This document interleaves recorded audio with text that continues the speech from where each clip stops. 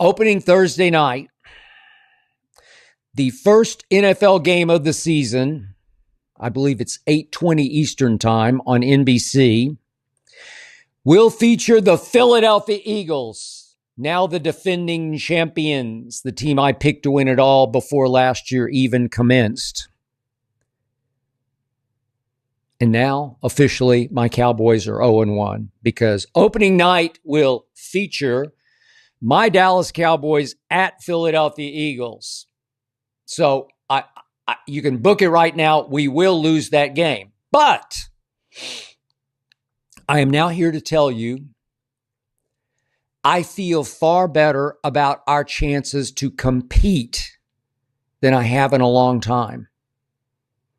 I mean, how dreary was that last game? I think it was December 29th last season at Philadelphia, Dallas at Eagles. Remember that game? I can barely.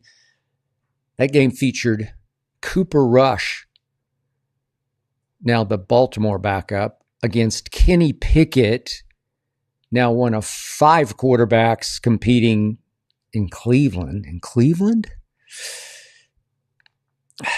That game last December 29th was 41-7 Philadelphia.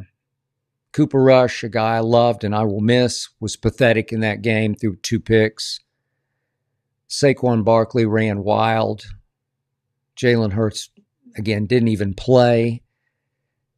And we got cakewalked. We got steamrolled. We got humiliated and annihilated at Philadelphia at the end of a long, hard, pathetic Dallas Cowboys season. Ugh. How quickly I try to forget. But now it's going to be different. Why? Laugh if you must, but it's going to be different because of a potential TO, a potential team obliterator. The newest Dallas Cowboy, George Pickens. Yeah, I said it. George Pickens will change life in Dallas. Yeah, I'm going to predict it right here, right now. My Cowboys will cover on opening night. We're 7-point dogs at Philly already. We'll lose, but we will cover. It will be a fairly close game.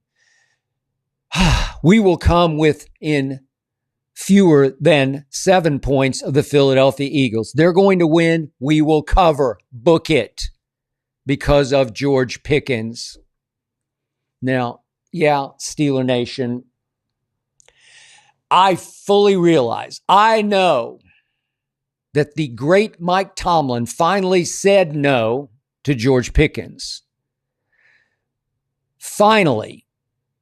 And yes, Steeler Nation, I fully realize, I know that the great Mike Tomlin finally said no to George Pickens, finally decided George Pickens was far more trouble than he was worth after so many on-field incidents, so many penalties, so many fines, so many Sundays when he showed up late to the stadium on game day, past the cutoff time for players' arrival. And I will admit to you, that last issue scares me the most. And yep, it does make me a little queasy that the great Mike Tomlin kept saying George Pickens just needs to grow up and finally decided he never will. And yeah, Cowboy Nation, I know that back in college at Georgia, George Pickens was suspended for a first half of a game for violating team rules. Scares me. And then for the first half of the SEC championship game for fighting in the Georgia Tech game. That's just who he is. And then I know that Pickens' 40 time didn't exactly drop jaws, 4.47, and he had battled various college injuries, including hamstrings. Scares me. So he fell all the way through the first round to 52nd overall in the draft. And he became a meme after being pictured wearing a ski mask as, in his parents' living room, he watched Pittsburgh take him in the second round. He later admitted he was a little salty that he hadn't been taken in the first round. Well, I can't blame him for that.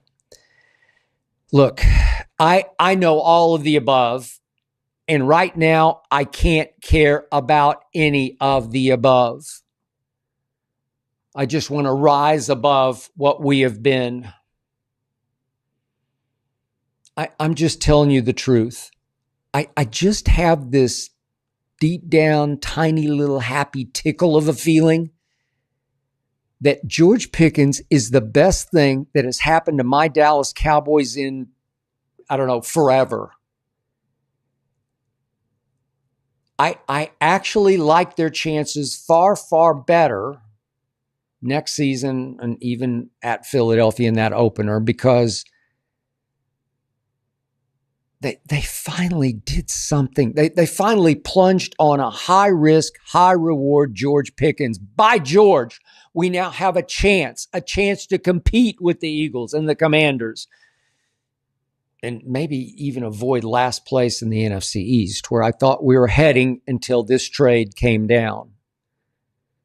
Thank you, Jerry Jones. You finally did something. Just did something. You quit fiddling around while your Rome burned. You quit dozing off as you often do during free agency. All those low risk, low reward moves. You finally marched right back out there into that NFL oil field, and you plunged the way you used to in the real oil fields back in the day. You risk hitting nothing but an immature dry hole in George Pickens. But you also gambled on gusher potential for a third round pick and a fifth round pick, and you get back a sixth. It's worth it, Jerry. Finally, Jerry, you actually acquired potential game-changing, difference-making talent. George Pickens proved in 3 Pittsburgh seasons to be, and I'm not exaggerating, the best deep threat in the National Football League. Back in 2023, he averaged a league-high 18.1 yards per reception. Over his career, he's been 16.3 yards per reception. That's the best of any receiver in the last 3 years since he came into this league. And I know he is not blazing fast. That's not it.